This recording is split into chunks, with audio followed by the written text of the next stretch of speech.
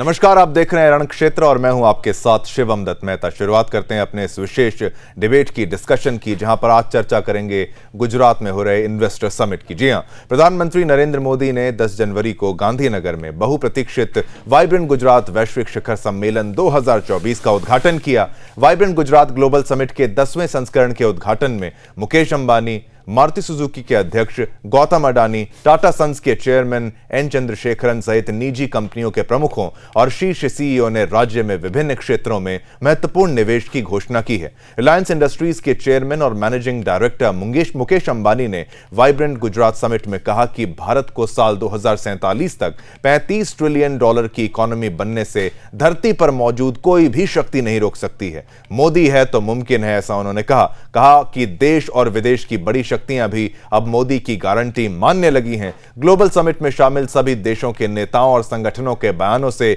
यह बात साफ हो गई है। हालांकि विपक्ष अभी भी पीएम मोदी की गारंटी मानने को तैयार नहीं है। लगातार पीएम मोदी के सभी योजनाओं के विरोध में आवाज उठती रहती है, उनकी आवाज को यही बयां कर रही है। क्या मोदी की गारंटी पर अंबानी और अडानी को भी भरोसा है? क्या विपक्ष पीएम मोदी की गारंटी मानने को तैयार होगा? सवाल बहुत सारे हैं, इस पर चर्चा भी करेंगे। देखने वाली चीज है कि विपक्ष इस बात को कब समझता है। इन्हीं मुद्दों पर चर्चा करने के लिए एक्सपर्ट्स का पैनल, तमाम मेहमान हमारे साथ जुड़ रहे हैं, मगर उससे पहले मामले की गंभीरता को समझते हुए हमारी ये स्पेशल रिपोर्ट को देखिए।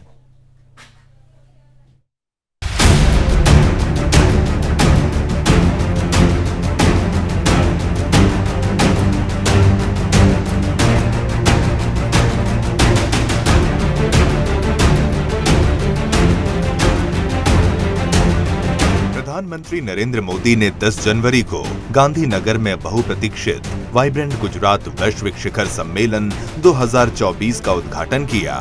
वाइब्रेंट गुजरात ग्लोबल समिट के 10वें संस्करण के उद्घाटन में मुकेश अंबानी, मारुति सुजुकी के अध्यक्ष गौतम अडानी, टाटा सन्स के चेयरमैन एन चंद्रशेखरन सहित निजी कंपनियों के प्रमुखों और शीर्ष सीईओ ने राज्य में विभिन्न क्षेत्रों में महत्वपूर्ण निवेश की घोषणा की। लोकसभा चुनाव में तीसरे कार्यकाल के लिए प्रयास करने से कुछ महीने पहले ही उन्होंने अपनी बात रखी। उन्होंने कहा कि अर्थव्यवस्था एक केंद्रीय मुद्दा है और साथ ही वैश्विक व्यवसाय चीन से परे आपूर्ति श्रृंखलाओं में विविधता लाने के लिए भारत की ओर देख रहे हैं। प्रधानमंत्री ने अपने संबोधन के दौरान कहा कि दुनिया भर को प्रतिभाशाली युवाओं के लिए पावर हाउस, समाधान खोजने के लिए एक प्रौद्योगिकी केंद्र और परिणाम देने वाले लोकतंत्र के रूप में देखती है और देश कुछ वर्षों में तीसरी सबसे बड़ी अर्थव्यवस्था बनने की राह पर है। इस दौरान मुकेश अंबानी पीएम मोदी की तारीफ करते नजर आए। उन्होंने कहा कि मोदी है तो मुमकिन है।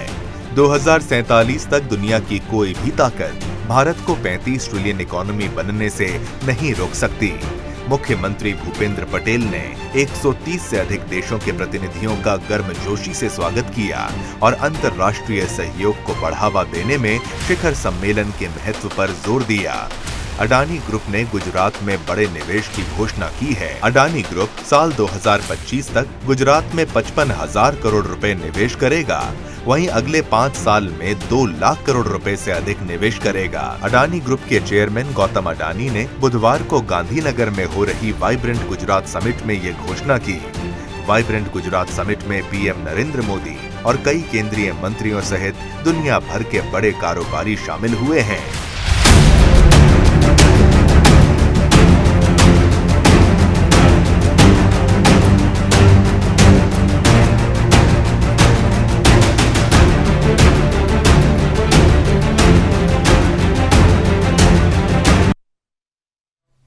इसी पर चर्चा करने के लिए हमारे पैनलिस्ट्स भी हमारे साथ जुड़ेंगे, लेकिन जो बातें कही गई हैं अडानी जी के द्वारा और साथ ही साथ अंबानी जी के द्वारा, वो बातें आपको इस तरीके से समझनी होगी कि एक तरफ वादा किया गया है 2 लाख करोड़ रुपए की इन्वेस्टमेंट का, 2 लाख करोड़ रुपए 5 साल के अंदर निवेश की बात कही गई है, जिससे 1 लाख नौकरियों की बात भी यहां पर रखी गई है। यह अडानी ग्रुप की तरफ से कहा गया है। साथ ही साथ मुकेश अंबानी ने यह कहा है कि देखिए, भारत को 35 जो ट्रिलियन इकोनॉमी बनने से कोई भी ताकत जो है वो रोक नहीं सकती है और देश मोदी की गारंटी मान रहा है, दुनिया मोदी की गारंटी मान रही है। इसी पर चर्चा करने के लिए मैं चाहूंगा एक्सपर्ट्स का पैनल कुछ ही पलों में आपके टीवी स्क्रीन पर वो भी आ जाए, जिनसे जो अर्थशास्त्री हमारे साथ जुड़ेंगे, भाजपा के प्रवक्ता भी हमारे साथ जुड़ेंगे, कांग्रेस के प्रवक्ता भी हमारे साथ जुड़ने वाले हैं। चर्चा करेंगे कि कैसे आखिर ये गारंटी की जो बात है, जो आरोप लगाया जाता है विपक्ष की तरफ से, सभी की तरफ से कि अर्थशास्त्र का क्या, इकोनॉमी का क्या, उस पर क्या ध्यान केंद्रित किया जा रहा है कि नहीं, और बार बार भाजपा को जो आरोप, भाजपा पर आरोप लगाए जाते हैं कि आप क्या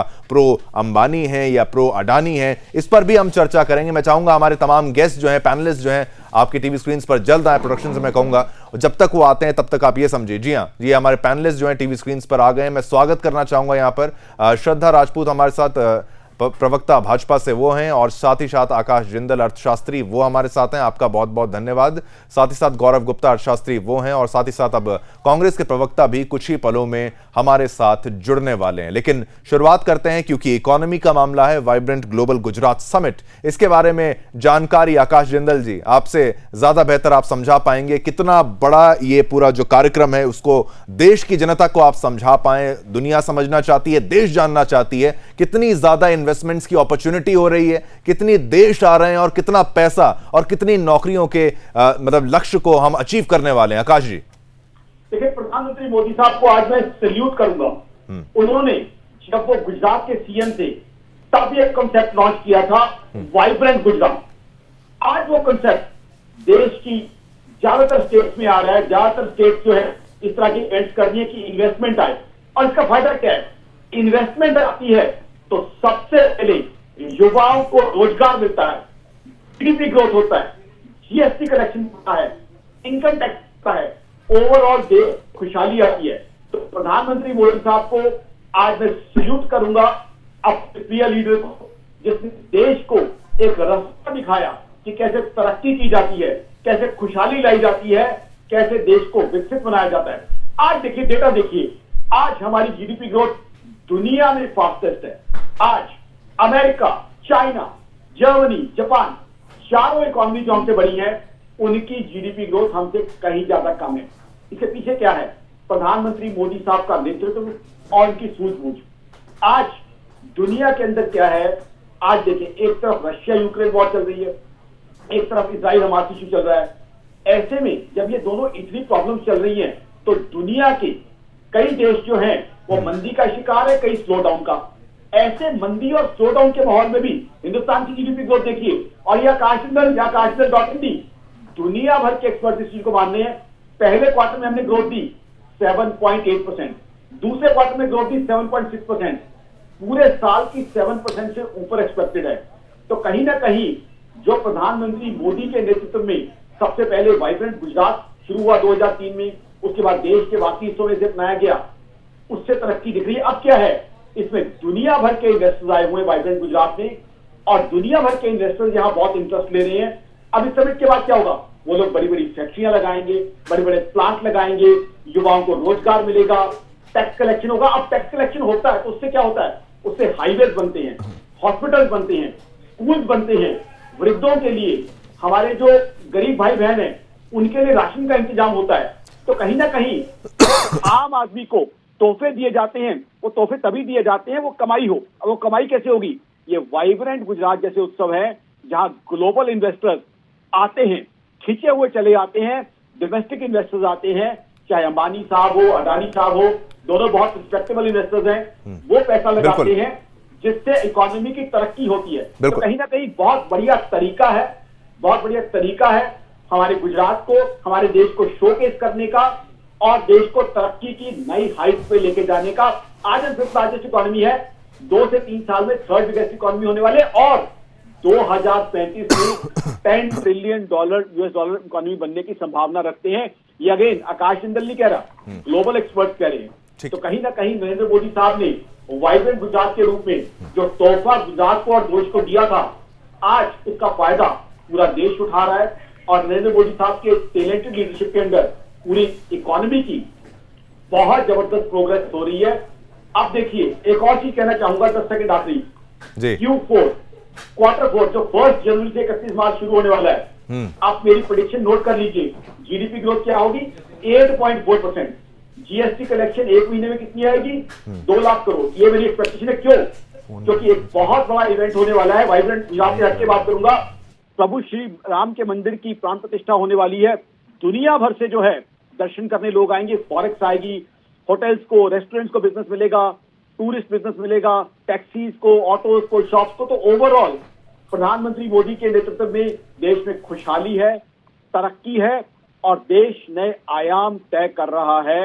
आज की तारीख में चाइना जैसी इकोनॉमी को हमने पीछे छोड़ा हुआ है। चाइना में डिफ्लेशन है, वहां पे जो है डेट क्राइसिस आया हुआ है, वहां पे जो है रियल एस्टेट क्राइसिस है। तो कहीं ना कहीं तरक्की दिख रही है और वाइब्रेंट गुजरात समिट को और इसके आयोजकों को बहुत बहुत मुबारकबाद आकाश जिंदल की तरफ से। ठीक है, बिल्कुल।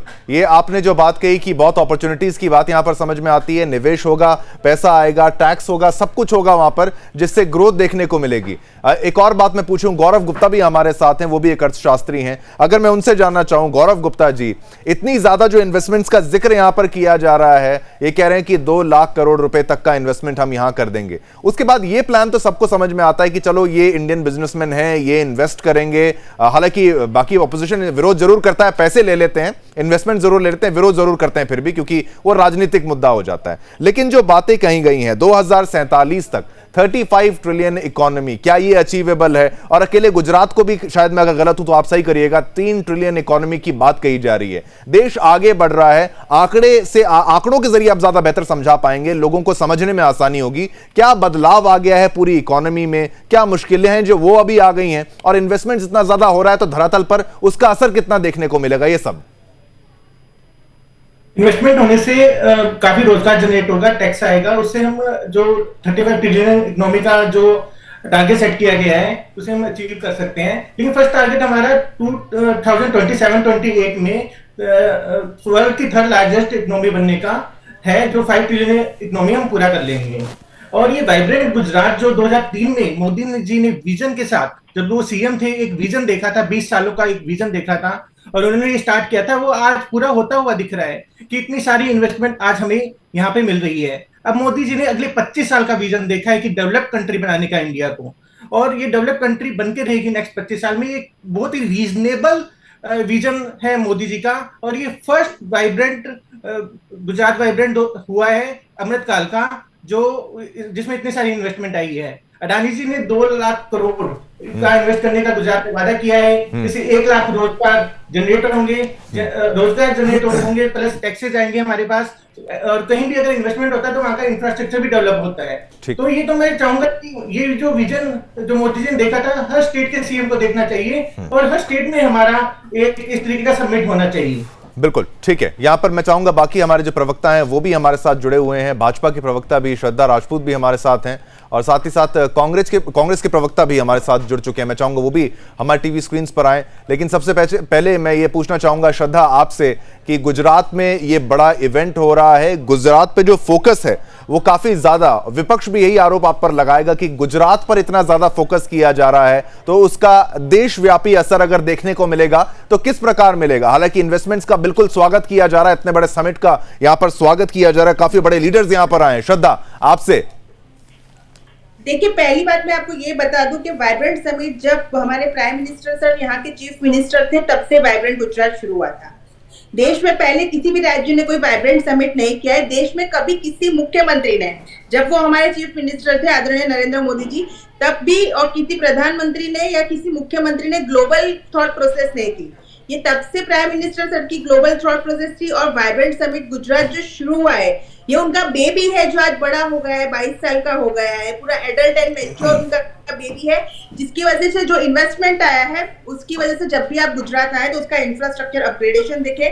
पैनल पे काफी लोगों ने बताया होगा कि करोड़ में जो हमारा इन्वेस्टमेंट आया है, हम लोग एम्प्लॉयमेंट सिर्फ गुजरातियों को नहीं दे रहे हैं। आप अगर बिलीव नहीं करेंगे तो आप यहाँ के रिसर्च कीजिए, तो 80 to 85% जो एम्प्लॉयमेंट है वो रेस्ट ऑफ स्टेट से हमारे यहाँ लोग आते हैं। बाकी भारत में से कितने ही राज्यों से लोग यहाँ पर आते हैं और एम्प्लॉयमेंट लेते हैं।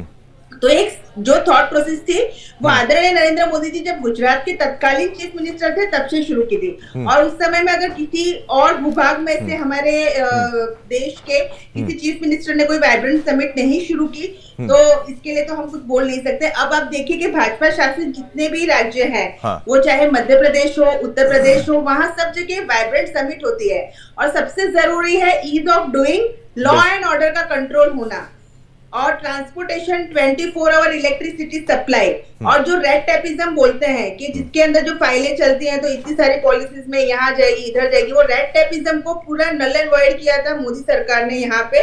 और आगे चल के कंटिन्यू है, अभी भी हमारे chief minister ease of doing business में जो भी बिल्कुल आपका पॉइंट भी लेंगे, लेकिन हमारे साथ कांग्रेस के प्रवक्ता भी हैं लखपत बुटोला जी, आप यहाँ पर मौजूद हैं और इतना बड़ा समिट गुजरात में हो रहा है, आप इस समिट को किस तरीके से देखते हैं?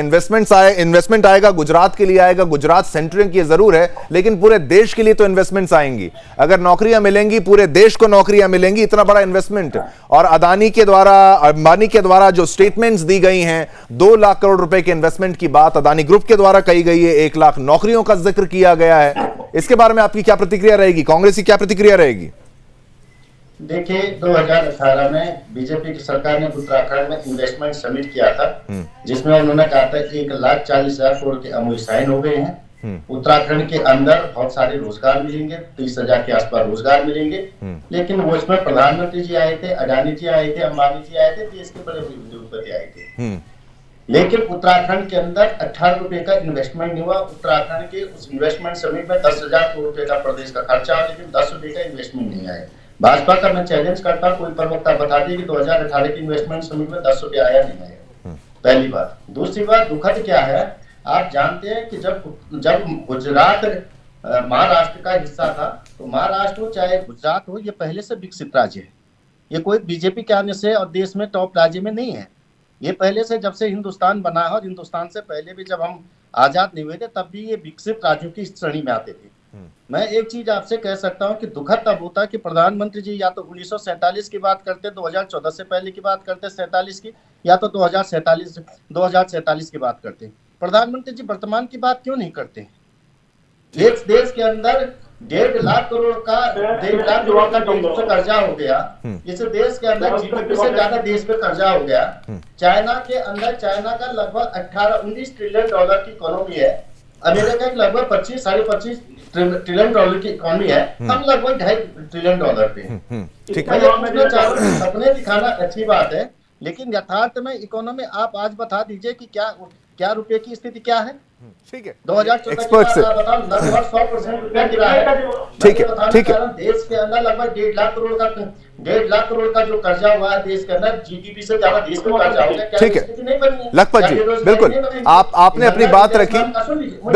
बिल्कुल मुझे पूरी बात कहने, आपको पूरी बात कहने दिया जा रहा है, आपको लंबा समय भी दिया। इसका अर्थशास्त्री से भी जवाब ले लेते हैं कि आप जो कुछ कह रहे हैं कि कंफर्म भी तो करेंगे उसको। आप कंटिन्यूस जी, आप पे बार-बार आएंगे लखपत जी, आप पर बार-बार आएंगे। ये कोई एकमात्र मौका आपको नहीं दिया जा रहा। आकाश जिंदल जी, आप इनकी सारी बातों से सहमत हैं क्या? आप पर बार-बार आएंगे, आप हैं कांग्रेस के, आप ठीक है। एक चीज का सुन लो, मैं तथ्यों पे बात करूंगा। हाँ, तथ्यों पर, तभी तो चर्चा कर रहे हैं हम, इकोनॉमी पर चर्चा कर रहे हैं। लोग कहते हैं इकोनॉमी पर चर्चा नहीं की जाती, हम वाइब्रेंट समिट पर चर्चा कर रहे हैं, उसी पर चर्चा कर रहे हैं। आप इकोनॉमिस्ट को तो बोलने दीजिए, इकोनॉमिस्ट को तो पहले बोलने दीजिए। जिंदल जी बोलिए। हाँ, दोनों का ठीक है। हाँ ठीक है, ये आपकी ऑडियो में थोड़ा सा इश्यू आ रहा है जिंदल जी। एक बार मैं कोशिश करूंगा, मैं कहूंगा इनको फोन लाइन से जोड़ने की कोशिश की जाए। तब तक गौरव गुप्ता जी, आप इनके आंकड़ों से सही है क्या नेगेटिव? बिल्कुल लखपत जी आप पे आएंगे, बिल्कुल आएंगे। गौरव जी, आप इनके आंकड़ों से सही हैं? गौरव जी, हाँ, यहाँ पे 100 फॉरेन कंट्रीज से लोग आए हैं, इन्वेस्टमेंट करने के लिए आए, मौज मस्ती करने या घूमने फिरने के लिए आए। तो ये कहां से आए हैं, क्यों आए हैं यहाँ पे? इंडिया के अंदर 100 कंट्रीज से डेलीगेट्स आए हैं, तो क्यों आए हैं, इस बात का ये जवाब दें। और 2019 के अंदर 28,360 एमओयू साइन हुए थे, और अब ये 2024 में इससे भी ज्यादा आंकड़ा पार करेगा, और 90% एग्जीक्यूशन के चांसेस एंटिसिपेट किए गए हैं, और 2019 में 70% एग्जीक्यूशन हुआ था जो एमओयू साइन हुए थे। तो हम आज बात कर रहे हैं वाइब्रेंट गुजरात की, तो हम इसके बारे में ही बात करें कि यहाँ पे इतने सारे रजिस्ट्रेशन हुए हैं, 1 लाख रजिस्ट्रेशन हुए हैं, जो कि 48,000 हुए थे 18-19 में। तो उससे इतना इंक्रीज आया है, तो यहाँ इन्वेस्टमेंट भी आएगा। और अडानी जी ने बोला है कि 2 लाख करोड़ वो गुजरात सुन लीजिए 1 लाख करोड़ सुन लीजिए, मुझे इस पे जवाब चाहिए। 1,40,000 करोड़ की इन्वेस्टमेंट उत्तराखंड में हुआ था। ठीक है, भाजपा के प्रवक्ता से जी आप उत्तराखंड के बारे में चर्चा करना चाह रहे हैं, ठीक है, अच्छी बात है। भाजपा के प्रवक्ता से इसका जवाब ले लेते हैं।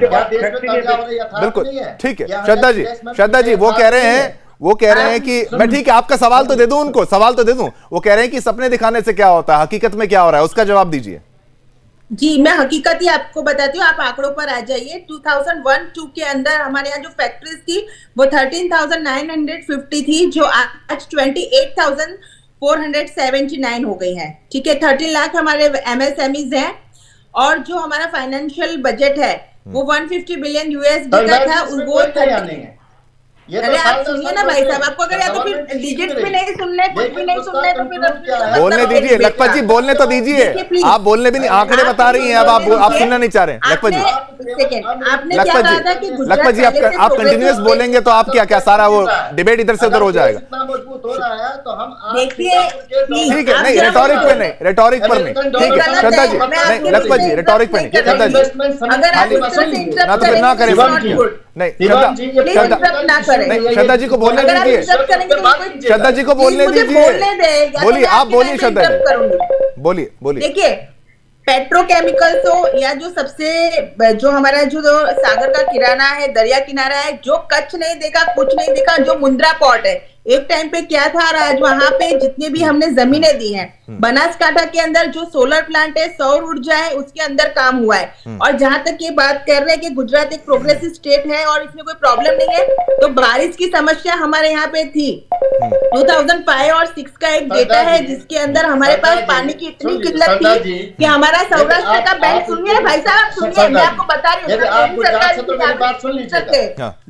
डेटा बता रही हूँ, आप सुनिए, अदरवाइज मैं इंटरप्ट करूंगी आपके टाइम पे, मैं आपको बाकायदा बोलूंगी। लखपत जी उनको बात कंप्लीट करने दीजिए, आप पर फिर आया जाएगा, आप पर ऐसा तो नहीं ना फिर नहीं आ रहे, ठीक है श्रद्धा जी आप कंप्लीट करिए।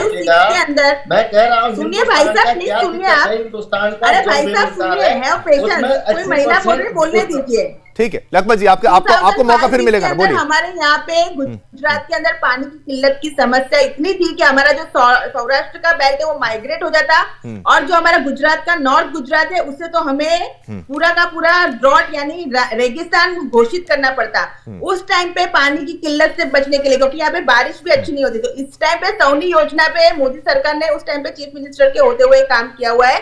हमारा लॉ एंड ऑर्डर, और ये जो प्लांट है टाटा नैनो का, ये पहले किसे मिला था, ये पश्चिम बंगाल में मिला था, वहां से उन्हें नहीं करने दिया गया। इसके लिए गुजरात के अंदर, सारण के अंदर टाटा नैनो आया है, फॉर्ड आया है। अभी हमारे पास कितने प्लांट हैं जिसमें आपको बता दूं, उसके इन्वेस्टमेंट भी बता देती हूँ, ईयर वाइज भी आपको बता देती हूँ। अगर आपको इन्वेस्टमेंट की डिटेल चाहिए होगी तो ये भी हम सुदर्शन को भेज देंगे, तो वो भाई साहब को भेज दे।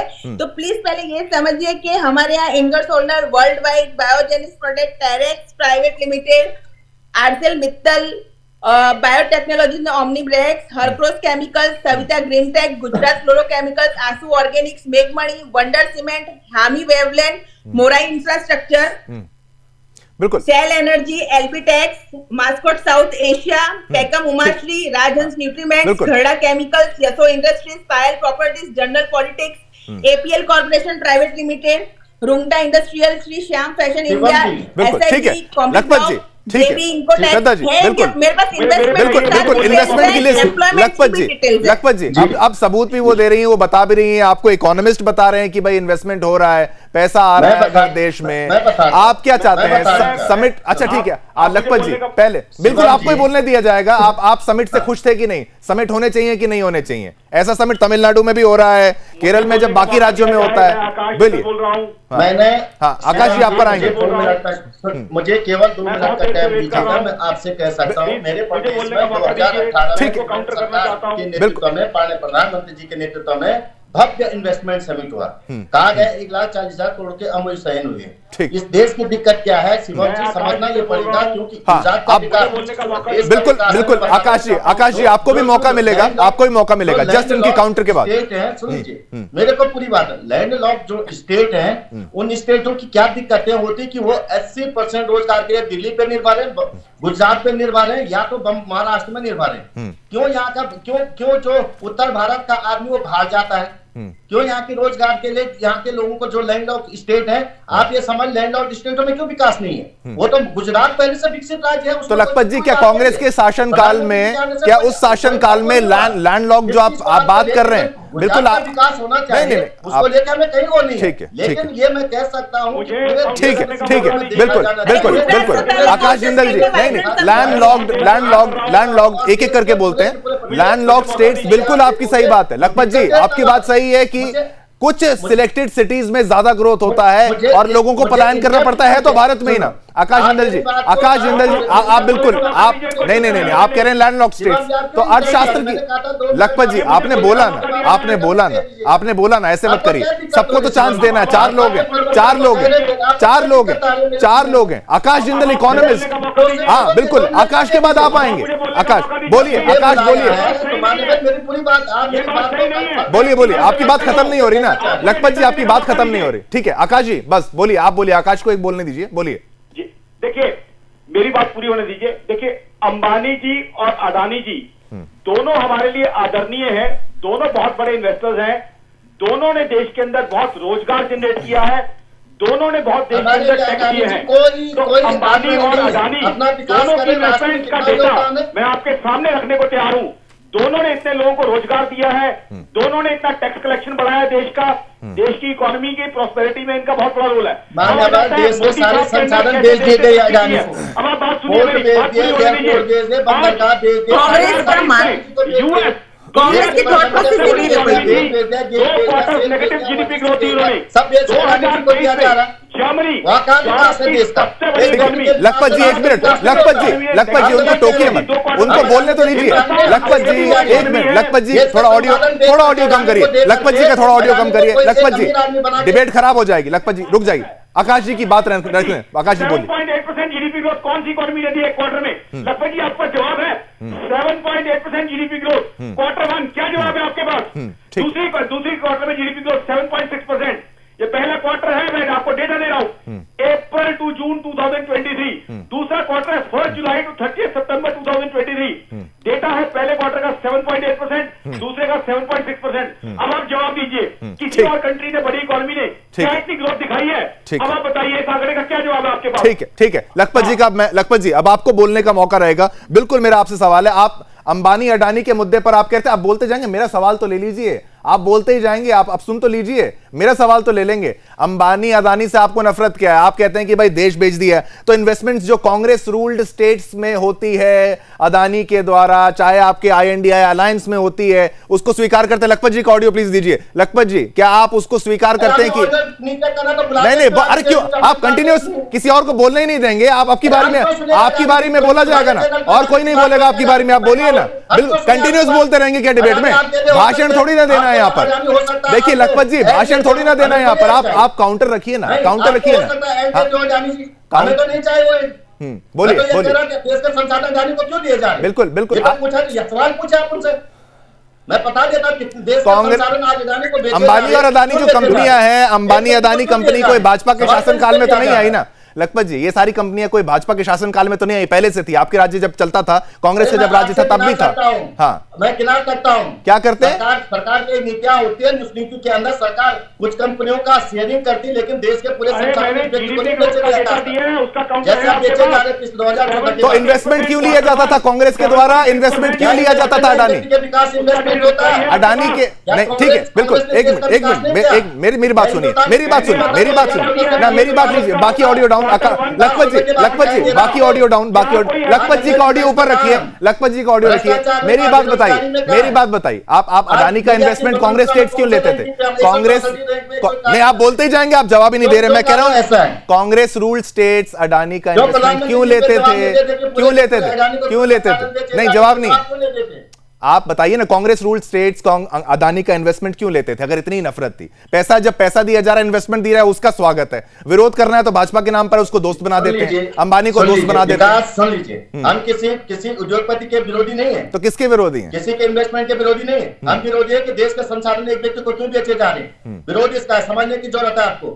आज मीडिया कहाँ है देश की? 164 से पायदान पे है। क्यों है 181 से 164 से पायदान पे?